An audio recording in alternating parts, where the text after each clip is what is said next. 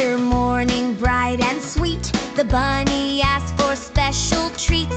Aprons on and hands washed clean, let's make the cutest snacks you've seen.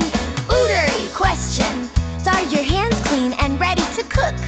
Treat 1, 3 bunny carrot cups. First we take a little cup, fill with yogurt, scoop it up. Add orange fruit, carrots or mango too. Green grapes on top, 4 leaves so new. Ootery question, what color is the bunny carrot? Orange or blue?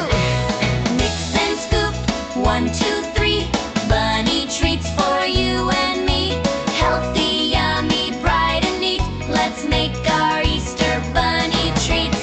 Treat 2, Nefe's banana bunny bites.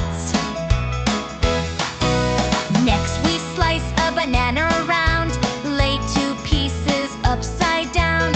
Add 2 ears and berry eyes, a bunny face, what a surprise!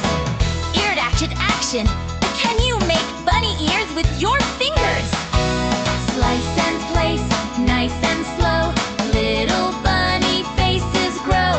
Count the pieces, 1, 2, 3, cooking fun for you and me.